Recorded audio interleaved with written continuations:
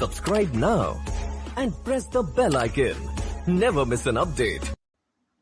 नमस्कार दोस्तों, स्वागत है आप सभी का स्टडी विद भूषण के यूट्यूब चैनल पर। अगर आप राजस्थान शिक्षक पात्रता परीक्षा की तैयारी कर रहे हैं तो यह वीडियो आपके लिए बहुत ही हेल्पफुल होने वाली है।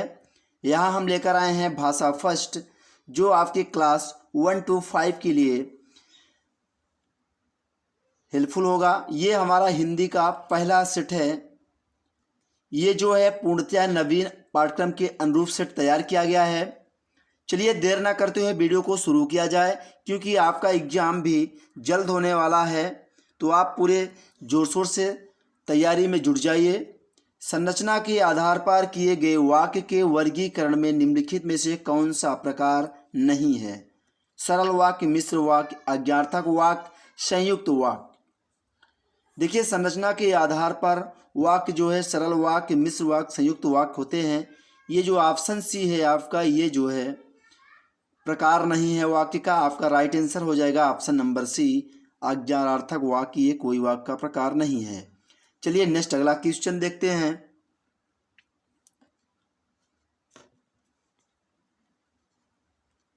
सुदामा का तंदुल का अर्थ है। बहुत ही शानदार क्वेश्चन। सुदामा के तंदुल का अर्थ आपको बताना है। तो सुदामा के तंदुल का अर्थ जो होता है वो सामान्य किंतु प्रेम पूर्वक भेंट। ये आपका सुदामा के तंदुल का अर्थ होता है। चलिए नेक्स्ट अगला क्वेश्चन देखते हैं। खरी मजदूरी चोखा काम का अर्थ आपको बताना है। खरी मजदूरी चोखा काम का अर्थ क्या होता है मित्रों? तो ये होता है आपका पूरी मजदूरी देने पर अच्छा कार्य होता है। ये आपका ऑप्शन बी राइट आंसर है। खरी मजदूरी चोखा काम का अर्थ पूरी मजदूरी देने पर अच्छा कार्य होता है। स्टार लगा लीजिएगा, कई बार ये क्वेश्चन देखने को मिला एग्जाम में। नेक्स्ट अगला क्वेश्चन देखते हैं। हिंदी भाषा शिक्षण की विधि है। हिंदी भाषा शिक्षण की विधि अनुकरण विधि, आगमन निगमन विधि, भाषा प्रयोगशाला विधि। तो ये सभी हिंदी भाषा शिक्षण की विधि हैं। आपका ऑप्शन डी राइट आंसर हो जाएगा।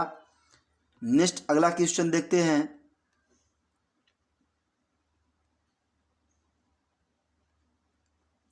गृह कार्य का मुख्य उद्देश्य है। तो गृह कार्य का मुख्य उद्देश्य होता है मित्रों, पढ़ाए गए पाठ को दोहराने के लिए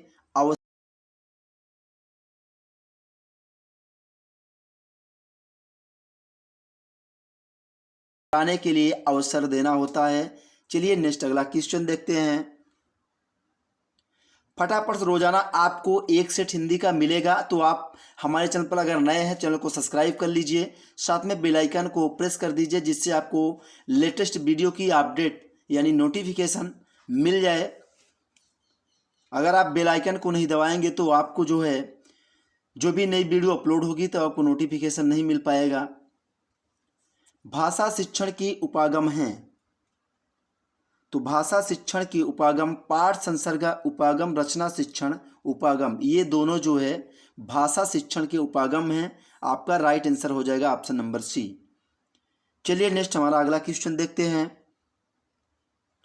छात्रों के शब्द भंडार में वृद्धि करने का उपाय है। देखिए मित्रों, इस जो भर्ती होती है राजस्थान शिक्षक टीचर की, इस पात्रता परीक्षा जो आपकी होगी रीट, इसी का कट ऑफ और आपका एकेडमिक कट ऑफ जोड़ा जाएगा। इसलिए आपको बहुत ही अच्छी तैयारी करना है, जिससे आपकी मेरिट बहुत बढ़िया बने, नहीं तो आपको दिक्कत हो जाएगी। कंपटीशन बहुत टफ है। छात्रों के शब्द भंडार में वृद्धि करने का उपाय ये सभी हैं। आपका राइट आंसर हो जाएगा ऑप्शन नंबर डी, शब्दकोश का उपयोग, छात्रों में स्वाध्याय की प्रवृत्ति को बढ़ाना, शिक्षक द्वारा अच्छे व नए शब्दों का प्रयोग, ये जो है छात्रों के शब्द भंडार में वृद्धि करने के उपाय हैं। चलिए नेक्स्ट अगला क्वेश्चन देखते हैं। आगमन विधि के रूपों की संख्या है। आगमन विधि के रूपों की संख्या 2 होती है। राइट आंसर हो जाएगा ऑप्शन नंबर बी। नेक्स्ट अगला क्वेश्चन देखते हैं। शिक्षण कौशल का उपयोग किया जाता है? 4 ऑप्शन आपके सामने है। शिक्षण कौशल का उपयोग कक्षा के अंदर, कक्षा के बाहर, यानी आपका राइट आंसर हो जाएगा ऑप्शन नंबर सी। शिक्षण कौशल का उपयोग कक्षा के अंदर और कक्षा के बाहर किया जाता है। चलिए नेक्स्ट अगला क्वेश्चन देखते हैं।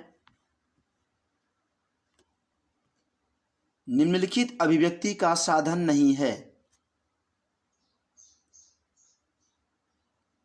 ये जो वाद विवाद यहाँ है आपका ऑप्शन नंबर सी, ये जो है अभिव्यक्ति का साधन नहीं है। पत्र लेखन, निबंध लेखन और नाट्य लेखन ये आपके अभिव्यक्ति के साधन हैं। नेक्स्ट अगला क्वेश्चन देखते हैं।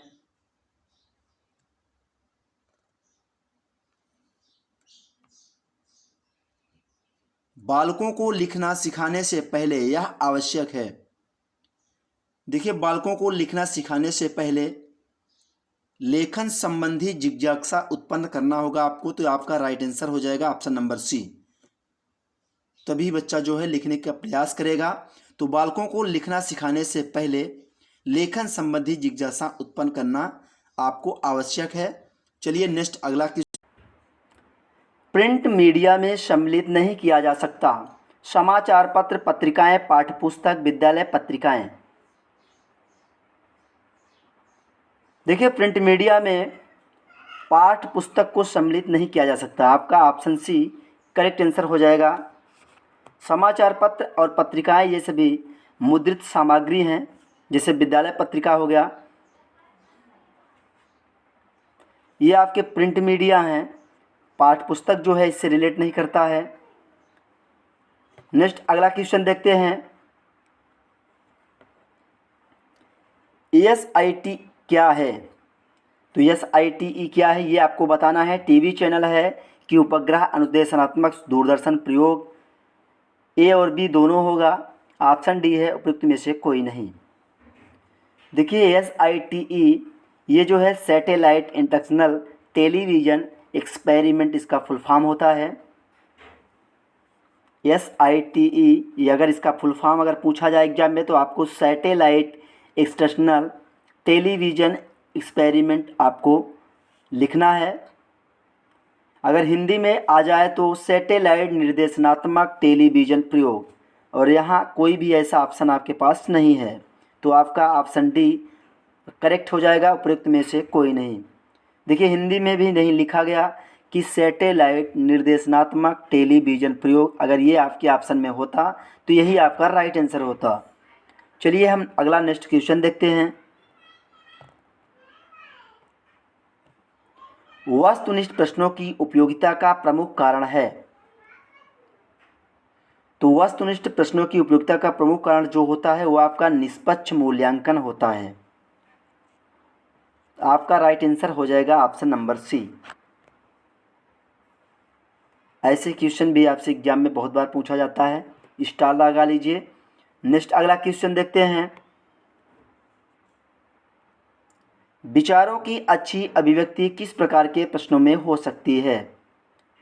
विचारों की अच्छी अभिव्यक्ति जो है निबंधात्मक प्रश्नों में हो सकती है, क्योंकि इसमें आप पूरी तरह से अपना विचार दे सकते हैं। तो विचारों की अच्छी अभिव्यक्ति निबंधात्मक प्रकार के प्रश्न में हो सकती है। किसने मूल्यांकन प्रक्रिया को त्रिमुखी बताकर त्रिकोण के रूप में प्रस्तुत किया? देखिए, ब्लूम ने जो है मूल्यांकन प्रक्रिया को त्रिमुखी बताकर त्रिकोण के रूप में इसे प्रस्तुत किया, तो आपका ऑप्शन सी करेक्ट आंसर हो जाएगा। चलिए नेक्स्ट अगला क्वेश्चन। उपचारात्मक शिक्षण द्वारा अध्यापकों की कमियों का उपचार करते हैं, छात्रों के घायल होने पर उपचार करते हैं, छात्रों की कमजोरियों का निदान कर उसे दूर करने हैं शिक्षण करते हैं, कुछ नहीं कह सकते। बहुत ही अच्छा क्वेश्चन।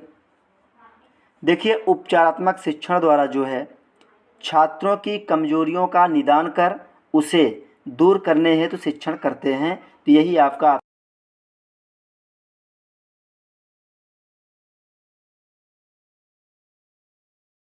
एग्जाम हॉल में आपके ऐसे ही क्वेश्चन अगर आपको मिले तो आपको घबराना नहीं है, बिल्कुल ध्यान से आपको पढ़ना है। आंसर आपको खुद पता चल जाएगा अगर आप अच्छे से रीड करेंगे तो। चलिए नेक्स्ट अगला क्वेश्चन देखते हैं। उच्चारण सुधारने का कार्य किन कक्षाओं में करना चाहिए? उच्चारण सुधारने का कार्य जो है प्रारंभिक कक्षाओं में करना चाहिए। आपका राइट आंसर हो जाएगा ऑप्शन नंबर ए। नेक्स्ट अगला क्वेश्चन देखते हैं। देखिए आपके एग्जाम में 2 गद्यांश से क्वेश्चन बनते हैं, लेकिन वो सभी क्वेश्चन आपके प्रत्यय हो गया, उपसर्ग हो गया, संधि हो गया, समास हो गया, इन सभी से रिलेट करते हैं। इसलिए हम इस आपके जो गद्यांश है इसको नहीं रीड करते हैं, डायरेक्ट क्वेश्चन पे चलते हैं, क्योंकि आप डायरेक्ट क्वेश्चन का आंसर दे सकते हैं। वह शब्द बताइए जिसमें संधि तथा प्रत्यय दोनों का प्रयोग हुआ है। बस इन्हीं 4 ऑप्शन में से आपको जज कर लेना है कि किसमें जो है संधि और प्रत्यय दोनों का प्रयोग किया गया है। देखिए जो शब्द उठाए गए हैं ये सभी आपके गद्यांश से उठाए गए हैं, तो यहाँ आपका ऑप्शन बी राइट आंसर हो जाएगा, ध्वंसावशेषों। इसमें जो है संधि और प्रत्यय आपका शब्दों के पीछे लगता है और उपसर्ग आगे लगता है। ये शब्द आपको इसी गद्यांश में मिल जाएगा। देखिए इस लाइन में ये लिखा गया है ध्वंसावशेषों। अगर आपसे डायरेक्टली क्वेश्चन का आंसर नहीं बनता है तो आप इसी गद्यांश में ढूंढेंगे तो आपको जो मिल जाएगा आंसर सटीक, तो आप उसे ध्यान से पढ़ेंगे गद्यांश को, फिर उससे आंसर निकालेंगे तो आपको मिल जाएगा। देखिए जैसे हमने वहाँ आंसर आपको बताया, यहाँ आपका लास्ट से दूसरी लाइन तीसरी में आपका दिया गया है। चलिए नेक्स्ट देखते हैं अगला। निम्नलिखित में से वह शब्द बताइए जिसमें समास तथा उपसर्ग का प्रयोग हुआ है। इसमें आपको बताना है कि समास और उपसर्ग दोनों का प्रयोग किस समय हुआ है। देखिए ये आपका ऑप्शन सी करेक्ट हो जाएगा, कर्मयोगी में समास तथा उपसर्ग दोनों का प्रयोग हुआ है। नेक्स्ट अगला क्वेश्चन देखते हैं।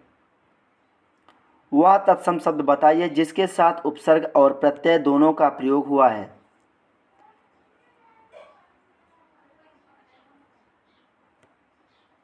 वह शब्द आपका विखंडित राइट आंसर होगा। उपसर्ग और प्रत्यय दोनों का प्रयोग हुआ है इसमें। नेक्स्ट अगला क्वेश्चन देखते हैं।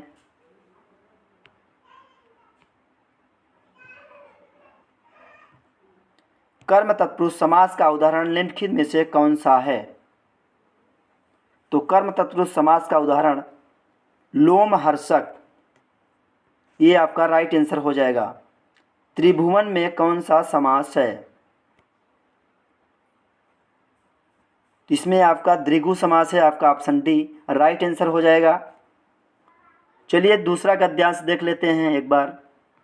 आपके एग्जाम में 2 गद्यांश आएंगे, उसी से आपको क्वेश्चन छांटना रहेगा, लेकिन आपसे अगर उपसर्ग प्रत्यय ये सभी आप अच्छे से पढ़ के जाते हैं तो आपको कोई दिक्कत नहीं होगी।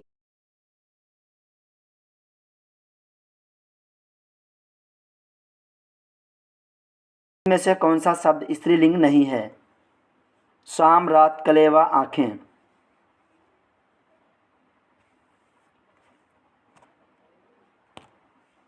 देखिए इसमें सभी क्वेश्चनों को ऐसा सेट किया गया है, जो आपके 4 ऑप्शन हैं ऐसे आपको पढ़ने में लग रहे होंगे कि सभी स्त्रीलिंग हैं। आपके कलेवा भी ऐसे लग रहा है, लेकिन आपका राइट आंसर होगा ऑप्शन नंबर सी। यहाँ पूछा गया कि स्त्रीलिंग नहीं है। शाम, रात, आँखें ये आपके तीनों स्त्रीलिंग शब्द हैं। नेक्स्ट अगला क्वेश्चन देखते हैं। आपको रोजाना के करंट अफेयर्स हमारे चैनल पे मिल जाएगा, तो आप चैनल के प्लेलिस्ट पर जाइए, वहाँ पे आपको करंट अफेयर्स की प्लेलिस्ट बनी हुई है। डेली का करंट अफेयर्स आपको क्विज के रूप में सबसे पहले सुबह में मिलेगा, तो आप पहले उसे पढ़ा करिए, क्योंकि आपके हर एग्ज़ाम के लिए करंट अफेयर्स अहम रोल रखता है। कुसुम शाम को घर गई, इस वाक्य में कौन सा काल है? सामान्य भूत, आसन्न भूत, पूर्ण भूत, संदिग्ध भूत। देखिए कुसुम शाम को घर गई, ये तो क्लियर हो गया कि उस कुसुम शाम को घर गई, तो ये आपका सामान्य भूत आपका राइट आंसर होगा। नेक्स्ट अगला क्वेश्चन देखते हैं। कारक चिन्ह के प्रयोग के बावजूद निम्नलिखित में से किस शब्द का बहुवचन नहीं बनता? तो आपका इसी जो 4 ऑप्शन हैं इन्हीं में से जवाब देना है। किसमें जो है कारक चिन्ह के प्रयोग के बावजूद भी बहुवचन शब्द नहीं बनता? तो आपका ऑप्शन नंबर ए हो जाएगा, घी। नेक्स्ट अगला क्वेश्चन। कारक चिन्ह के प्रयोग के बावजूद, दोबारा से रिपीट हुआ है यह क्वेश्चन। चलिए नेक्स्ट अगला क्वेश्चन देखते हैं। निम्नलिखित में से किस शब्द का लिंग नहीं बदलता है? चाचा, छात्र, साइकिल, मामा। देखिए साइकिल का जो है लिंग नहीं बदलता है कि पहले साइकिल है फिर कुछ और हो जाएगा। नेक्स्ट अगला क्वेश्चन देखते हैं। निम्नलिखित में से कौन सा शब्द सदैव बहुवचन में ही प्रयुक्त होता है? दर्शन, मन, पराठा, सितार। देखिए दर्शन जो है सदैव बहुवचन में इसका प्रयोग आपको मिलेगा। ये ऐसा शब्द है जो बहुवचन में ही रहता है। नेक्स्ट अगला क्वेश्चन देखते हैं। ईश्वर तुम्हें सफलता प्रदान करे, यह वाक्य है। देखिए ईश्वर तुम्हें सफलता प्रदान करे, ये आपको इच्छावाचक राइट आंसर हो जाएगा। नेक्स्ट अगला क्वेश्चन देखते हैं और इस सेशन का लास्ट क्वेश्चन है। मेरा छोटा भाई प्रशांत धार्मिक पुस्तकें अधिक पढ़ता है, इस वाक्य में विधेय का विस्तार है। तो देखिए मेरा छोटा भाई प्रशांत धार्मिक पुस्तकें अधिक पढ़ता है, यही जो है विधेय का विस्तार आपका ऑप्शन बी हो जाएगा, धार्मिक पुस्तकें अधिक। इस तरह आपके हिंदी की सीरीज की सभी क्वेश्चन पूरे होते हैं। मिलेंगे अगले सेट में, तब तक के लिए आपको धन्यवाद।